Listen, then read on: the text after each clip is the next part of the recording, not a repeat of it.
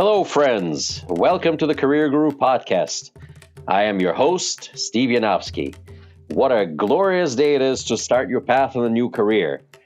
Doors are opening here at the Boston Career Institute even as we speak. And I'm here holding the key for you. So tune in, stay sharp, and enjoy yourself. This is going to be great. Hashtag Let's Career Up. Hello, my dear friends. This is your career guru speaking to you. I'm coming across sound waves all across the fruited plain to deliver the goods for all the aspiring career gurus today. It has come to my attention through various emails that I've been receiving from people that learning itself requires learning. So it's imperative for us to learn how to learn. And I decided to devote several episodes of the Career Guru podcast to the actual process of learning, how to learn, learning to learn, which is a big deal for us adults. We have long since forgotten what learning is all about. So let us talk about what learning is and what's involved in becoming an effective learner, someone who is able to incorporate the knowledge that emanates from various teachers out there, from various sources of knowledge, and to be able to incorporate it into your everyday life so it becomes a part of you. This is the entire goal of the Career Guru podcast, to actually steer people towards success in their careers, which can only be accomplished through effective learning. Many people have failed at this enterprise. This is not where we're going to be going. We're going to be going towards success. In order for us to understand all of this, let us first talk about what exactly is learning, who are learners, what's involved, the different components. They're a little bit spiritual, and these concepts are somewhat lofty, but I will do my very best to explain and expound on them as we go through the Career Guru podcast. It took me some time to understand that, and don't get me wrong, I did not come up with these concepts myself. I got them from others, and I am grateful for the teachers in my life who have inspired me to learn and to accept the way of learning, and I'm here to share that with you. So let's talk about the process of learning, where it comes from, how does one succeed in it, and who benefits from learning. So who actually benefits from learning? Well, the primary beneficiary of learning, of course, is the learner. But the key words here, primary beneficiary. That means that there are other beneficiaries. The primary beneficiary, of course, is the person who is acquiring the knowledge. But not just the learner benefits, also the teacher and the community at large. The teacher, of course, benefits financially or spiritually, emotionally from teaching. And of course, the teacher gets to perfect their knowledge and their craft through teaching, which is an important concept of being a learner too. But I'll address that later as we move forward with absorbing this information. The other beneficiaries of learning and learners are the community at large. These are the people that surround you, people who watch you learn, people who watch you absorb the knowledge and incorporate that. This gives people the strength to move forward. They look at you and they say, well, if the career guru did it, maybe I can do that too. This is something that we must understand, that everyone benefits from learning. The learner himself or herself will benefit the most. What is the benefit of learning? Well, first and foremost, the benefit of learning is your own personal joy of attaining knowledge. But attaining knowledge for the sake of joy is not where it's at. Okay, it's only a small part of it. There are some people out there who we refer to affectionately as career students who spend their time learning for the sake of learning and they do nothing with it. They have lots of certificates hanging on the walls, but they're still living in somebody's basement. They're constantly seeking self-improvement, yet do nothing about it. This is not who we are. Not a single member of this audience or the aspiring career gurus are in this particular boat. We're all here to acquire knowledge, skills, in order to better ourselves financially, physically, and emotionally. It's the combination, it's the union of these three things that make learning a success. Understanding, why am I spending this time telling you Who benefits from it? Because there is a benefit to learning. It is it is your selfish, if you want to call it that, a need to succeed, to improve your lot that will drive you towards success. This is where we are. Let's discuss what a learner is. Learner is made up of two parts: the biological entity, your human body, and the learner's spirit, soul, if you want to call it that. Body and spirit. Body and spirit. I'm going to try to stay away from spiritual conversations, but yet one cannot deny the fact that body is body and spirit is spirit. And the two must work together to achieve success in learning. See, the body doesn't necessarily learn. Body is the vehicle. Like a car without a driver doesn't really do much. Of course, today we have driverless cars, but still some intelligence is controlling it, or at least we hope that it does. In this particular case, we have the human body, which is the vehicle. The body itself has its own requirements. The body requires a safe place, shelter, food, comfort, which is very important for learning. Without having these things, it is nearly impossible to learn. So the body is a very selfish thing. It likes comfort. It prefers complacency. You yourself know what it is. Instead of going to the gym, for example, we prefer to lay down on the couch with a slice of pizza watching television. And yet something inside of us is eating away and says, come on, put down the pizza, let's go exercise.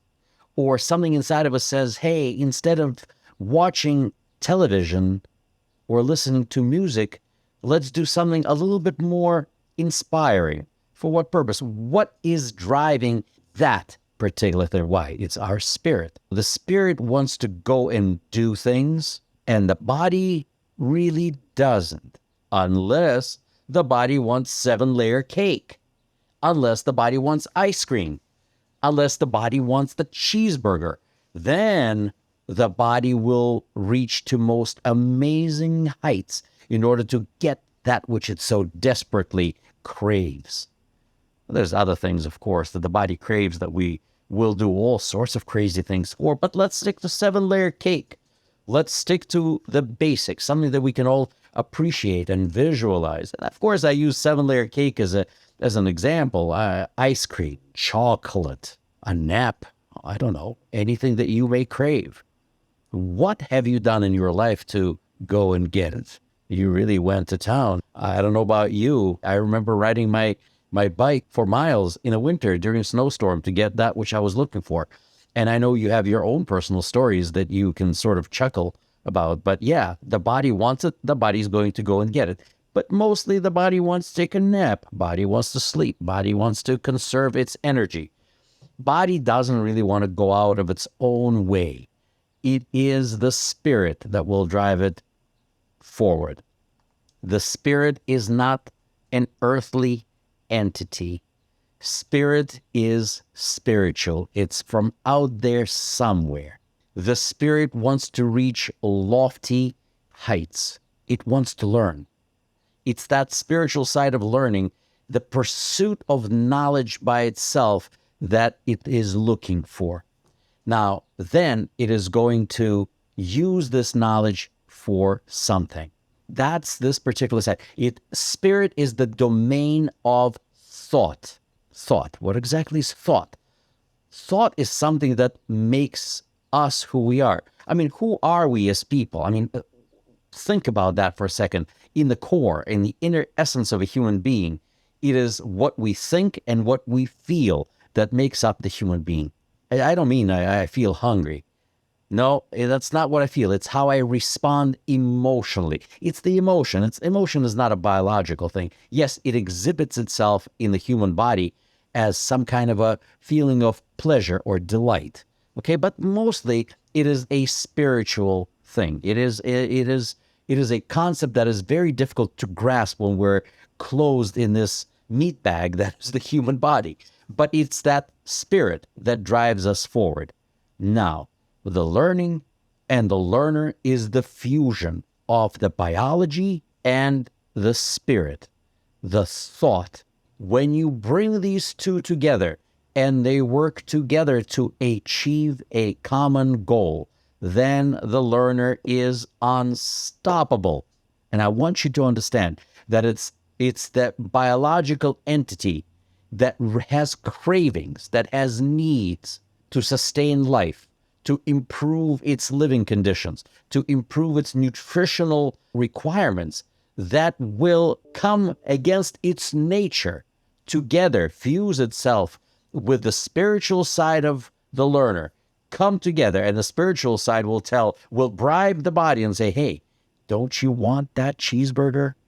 Don't you want that ice cream? But you can't afford it now, can you? No, you can't. Don't you want to live in a better house? And the body will say, yeah, I do. And now the spirit is talking and says, all right. Now, what does that involve from you? Well, here's the disagreement. Here's where the two of them begin to come together. The spirit is now bribing the body with a cheeseburger. And it says, hey, you want that cheeseburger? You want that ice cream? You want that milkshake? You want to eat it, drink it in a nicer apartment? Okay, here's what you're going to do. And then make a deal, the two of them. Say, okay, I'm going to plop myself in front of a book or in front of a computer screen, and I'm going to devote my time. Instead of watching television, I am going to sit in front of a learning material. I'm going to listen to a guru like yours truly, who is going to go on and on and on, sharing his or her knowledge in cyberspace or in person or via a book. And you're going to sit there, the human body, while the soul, the spirit, will receive its nourishment from the information that is out there for you. And the body is going to go out of its way. It's going to forego going out and eating that sandwich. Or it's going to eat that sandwich while it's reading the book. Or it's going to eat the sandwich while you're driving in the car, going to work while listening to someone's lecture. It's this particular deal when the spirit joins the body and together they drive forward. That's what generates success in learning.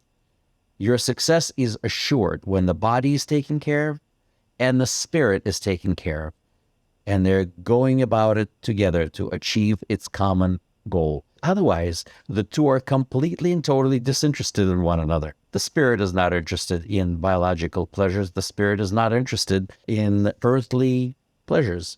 Just like the body says, I couldn't care less about your learning. I couldn't care less about your lofty ideas. I certainly don't care about that.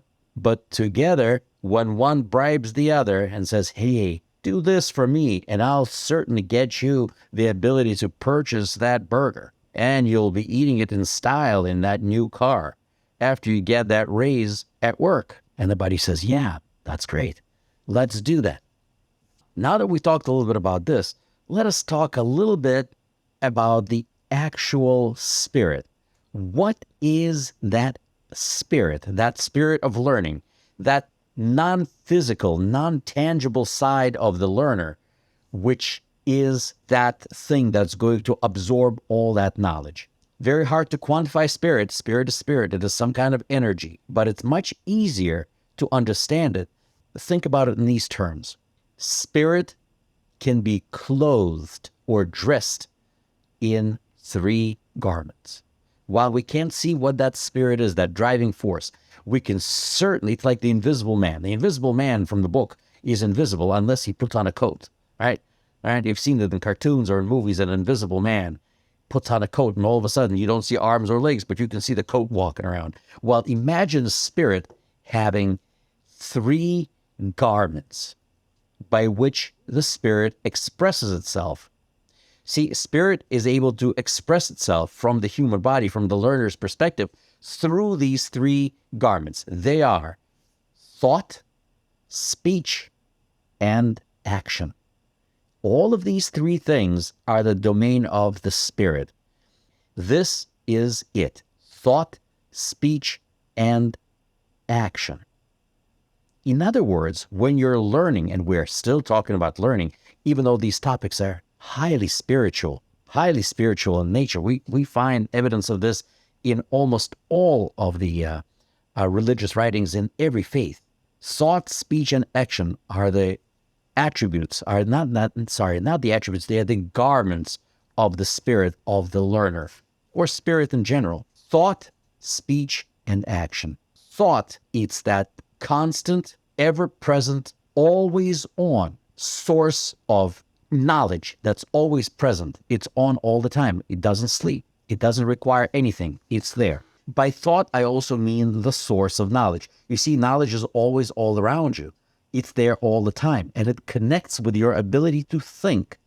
We think when we sleep. That's why you have dreams. This thought, the emanation of knowledge from someone, just like you're sitting listening to me right now, this is the emanation of knowledge for you, and it connects with these receptors that are saying, yeah, give it to me. Give it to me, guru. I'm here, and you'll be thinking about this all the time. Now, speech. Speech is an interesting attribute. Speech is the repetition of what it is that we have just heard. You see, you know that expression, in one ear, out the other? It's true unless you repeat that which you just heard.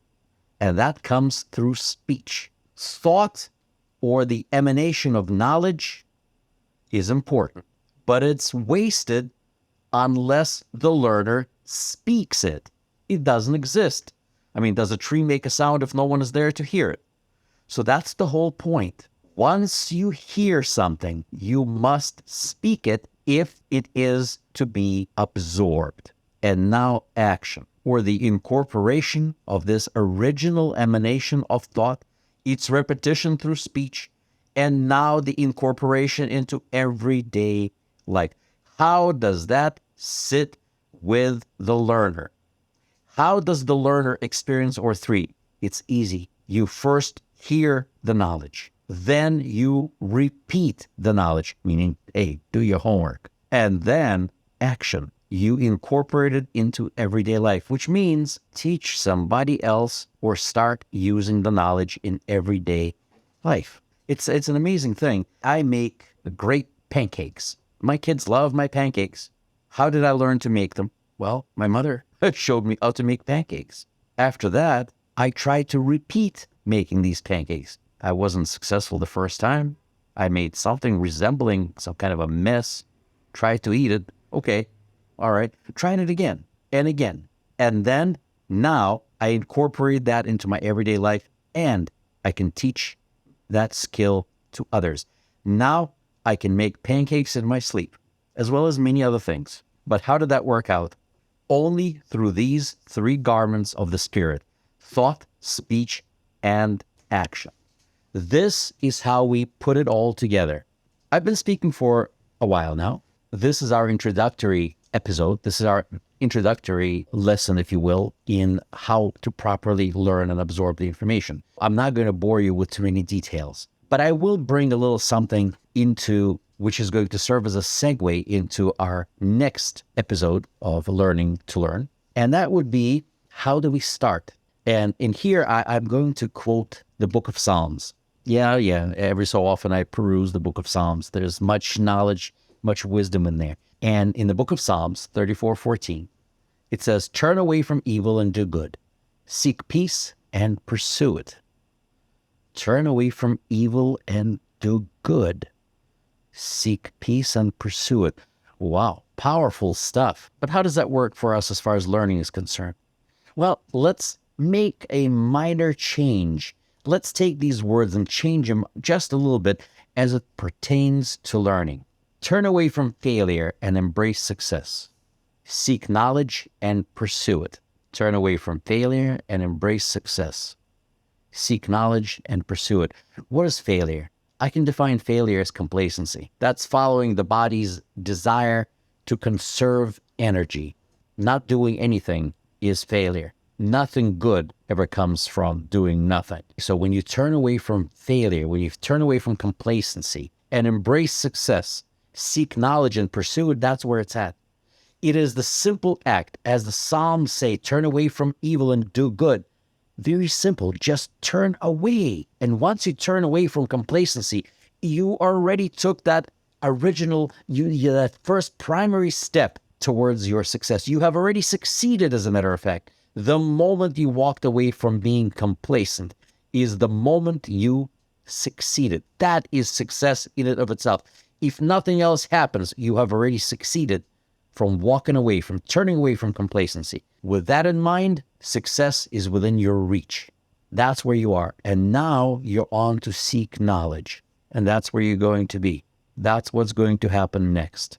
As soon as you turn away from complacency, as soon as you turn that first step towards success, you have already succeeded. And that, my dear friends, is the initial step to learning. We're going to talk about the speech repetition or action or incorporation into everyday life. This is going to be the focus of our following episodes on this topic. But for now, I want you to understand that there is this dichotomy within the human being between the biological side of the learner and the spiritual side of the learner who wants to succeed.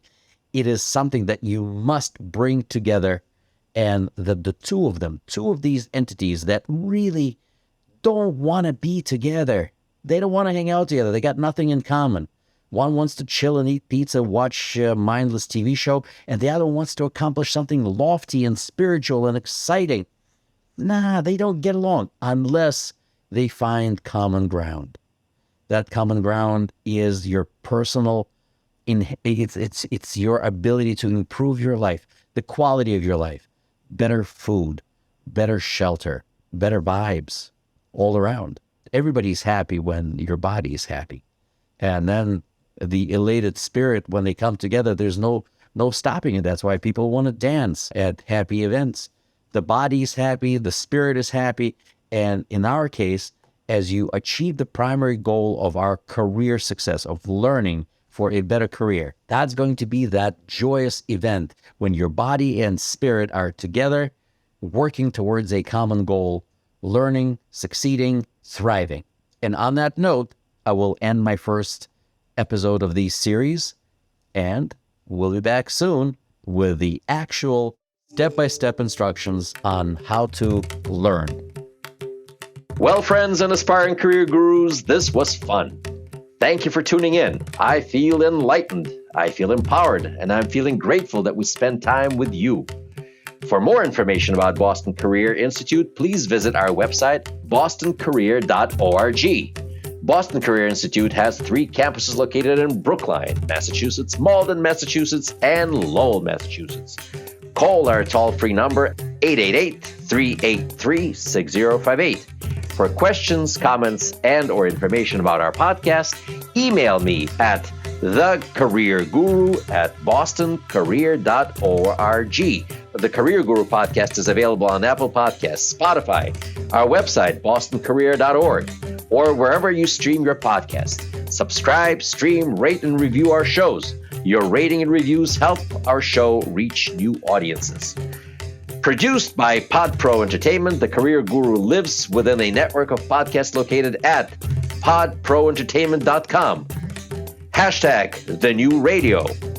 Looking forward to seeing you soon. All the best to you. My name is Steve Yanovsky. I am the Career Guru. May God bless you. # let's career up.